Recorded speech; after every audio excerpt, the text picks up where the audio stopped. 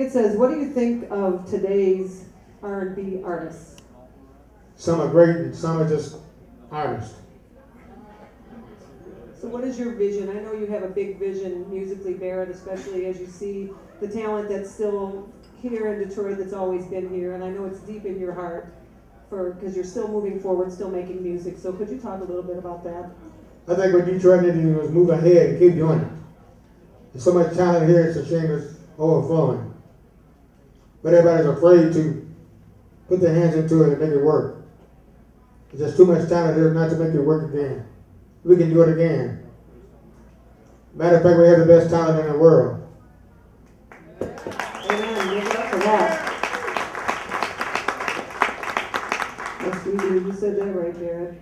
Let's go back to the great disc jockeys. They know how to please the people. Like Miss Lexy here. Thank you, babe. You make it easy, Barrett. You make it real easy. There's so much great music here and so much wonderful history. I'm not going to let it die on the vine, grapevine or otherwise. Barrett, here's a good question. What made you decide to be a songwriter? I wasn't making any money as a singer. But you were quite young. When did you pen your first song? When I was like 16 years old. I was part of that song Money. I was 17 years old actually then. Wow. Just a baby. But I know as a parent, and you know as a parent too, that most teenagers absolutely understand the need for money, so I can see where you got that inspiration. So I went out and got myself a job. I had a paper route. And I worked for a friend of mine on 12th Street at the time. His name was Louie Bigman. He had a shoe store on 12th and Claremont. Bigman's Shoes. Worked there for him. He told me, he said, look, Barrett, just keep going. You'll get there one day, son. Louie, rest his soul. I kept working because of Louie's inspiration. Then I took the paper route, and I kept it for I built it up, and I gave it to a friend of mine across the street from me named Maurice Hall. He took the paper route and went to college and became a very successful dentist.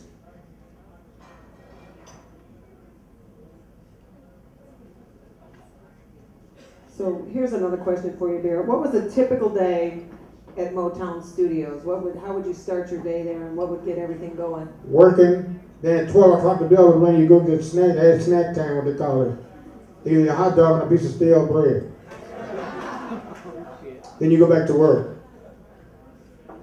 Now, what was the ethic like there in the studio? It was real strict ethic of work, wasn't it, with the Funk Brothers and everybody? Everybody had the game plan down. Yeah, the Funk Brothers would sit down to play on the session. First, Eddie Bongo Brown. He would crack jokes on everybody, then they'll start talking about each other's mama. Then they'll start playing. Eddie Bongo would start off, "Yo mama," and he'd sit there and read the poem magazine first, then they'll start talking. A great bunch of guys. I want to hear about James Jamerson, obviously legendary bass player extraordinaire, but phenomenal. Never cleaned his strings, that's why it sounds so good. The strings were always dirty. And yeah, he was the only one who knew how to play it. We had other great bass players like Bob Babbitt. Sometimes you could even tell who was playing, Bob Babbitt or James Jamerson, or had a few of them come through there. On the song Money, we were working on that song, and this young kid from Cass Tech High School, two Caucasian kids, walked in and said, "We playing the session."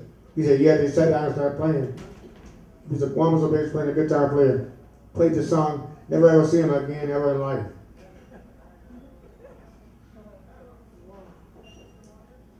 How did you meet Gordy, Barrett? A friend of mine, Jagger Wilson, brought him by my house. Jagger was a friend of the family. He said, "I got a friend I want to introduce you to. That I think he can do something with you." So he brought him over to the house. And I played some songs. "I like you. Come by my house and I'll see you." And a few days I walked over there from Atkinson and Hamilton, on Hague and Woodward. I walked over there because I wanted to meet him. I wanted to get over there and see what he could do for me. He was lying on the couch. He worked at a Ford plant. He said, "Play something." I played "Drowning My Own Tears" because I was a Ray Charles junkie. And he said, "Come on, I want to cut some on you. So at the time, WGLB had a studio over here in Alexander recording studio. So when I cut a song called Let You Rock and Do the Very Best You Can, which didn't do anything. So that's when we sat down and started working on money. I got lucky. I guess I didn't have it as an entertainer because nobody bought any more with my records. So this time I'm always keep something I can hold back and do something else. So I didn't even show anybody I could really come up with grooves and stuff until I moved to Chicago. I wrote the song for the Dells called Stay in My Corner.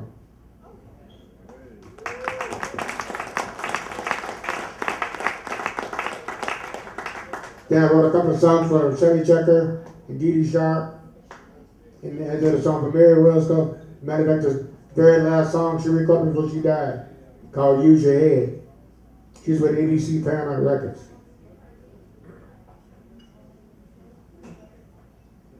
You know, Barrett, I would have to beg to differ with you a little bit on your own opinion of yourself as a performer, or at least what you thought other people were perceiving, because I would invite anybody to not only go beyond money, that's what I want, but obviously Misery, and check out any other Barrett Strong song you can get your hands on that he sings himself. They're fantastic records. Fantastic records.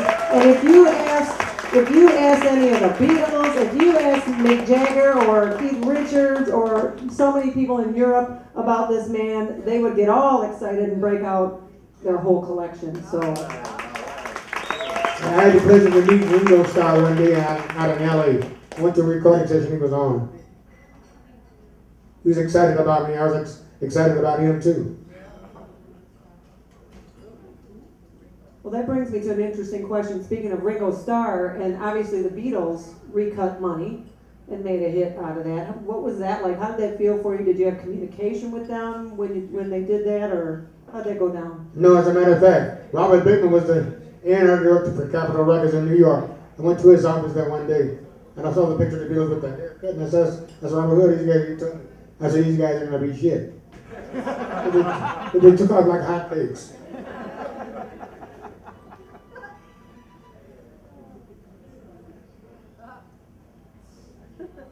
Well, here's a question for you.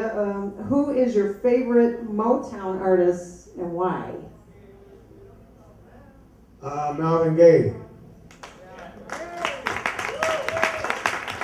And why? He's so fucking, and he had so much feeling in his songs. He took a song and made it his song. He said, what kind of singer are you, Marvin? I'm not any kind of singer, I just sing. I met Marvin one night over at Barry's Mr. Gordy. We gotta call him Mr. Gordy now. I'm always him, but I call him Mr. And he said, Marvin, Harvey Fruitcott just passed away a few days ago. Brought Marvin and David Ruffin to her house. And they started singing. They said, sing better, show them how good you can sing. I said, no, those guys sing too good. I ain't gonna get involved in that. See, David Ruffin and Jimmie Ruffin are good friends. We were all from Mississippi.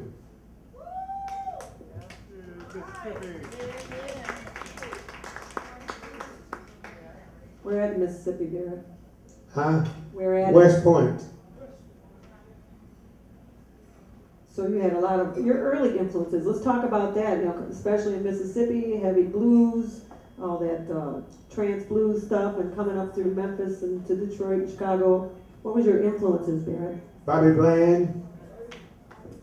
And it was interesting, there was a singer down there named Al-T&T Braggs. I don't know if anybody heard of him. He's another Bobby Bland, the skinny version. I was on a show with him down in New Orleans. I saw him blow this guy away, but the guy blew me away. You know, Tino knows all that stuff, Barrett. He'd love to be sitting up here talking to you about that right now. I know that. Right. John Lee Hooker lived in the same neighborhood I lived in, not too far from here, on Custer, between John Howard and Brush. What was Hooker like?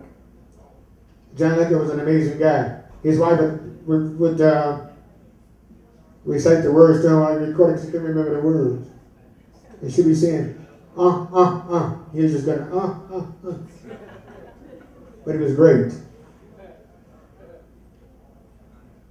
At the Pink Cadillac movie, I knew all those guys, Muddy Waters and all those guys. I was just a kid, snotty little kid, trying to make it in the music business. I met Bo Diddley, and I was on tour with Bo Diddley for a long time. Anybody remember Bill Doggett, Honky Tonk? Yeah, I toured with his band. I had fun. Didn't have no money, but I had fun.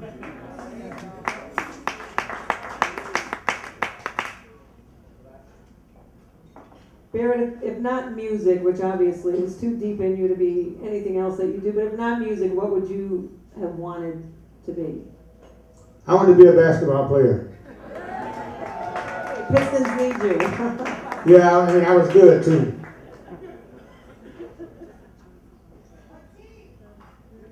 Somebody said, what team? It didn't matter as long as I had to do. If I known this was gonna be so hard, I would have did this. I had a job at Chrysler's. I worked there because I had kids I had to take care of. Humping it on the assembly line. I had to do that because I had children I had to take care of, you know. An actual musician with a day job, you know. Yeah. So what's forward from here, Barrett? I know personally that, you know, some of the stuff you're working on, but what's ahead for Barrett Strong? More of what was, what it was. We're gonna put Eliza over the top. Then we're gonna come with some more stuff.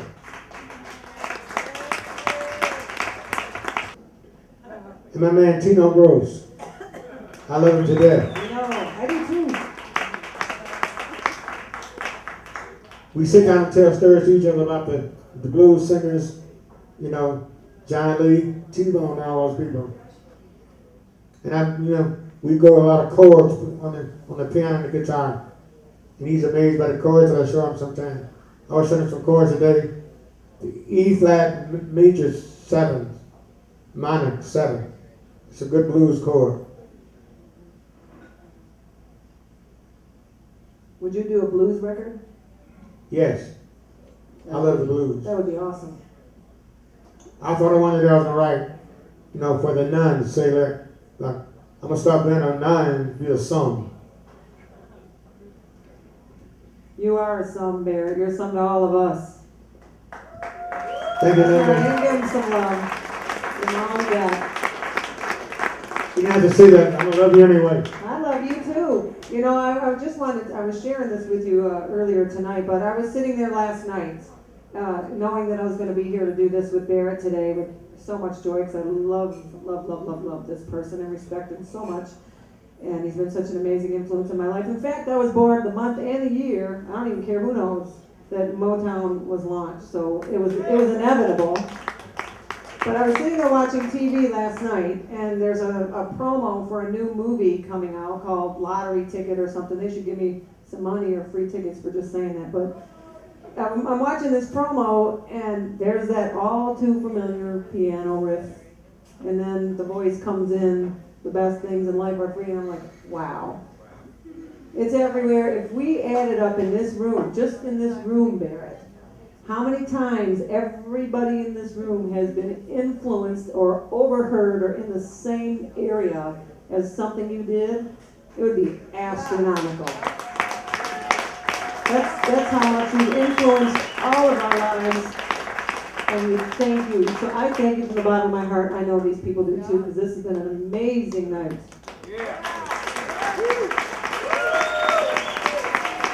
Okay, thank you, Linda. Miss Lexy, you know what I want to do? I want to hear some more about Eliza, don't you? Let's get some jamming going. Come on, Barrett. Thank you, Barrett. Everybody give it up for Barrett Strong. What an incredible time for me, too. Thank you, dear.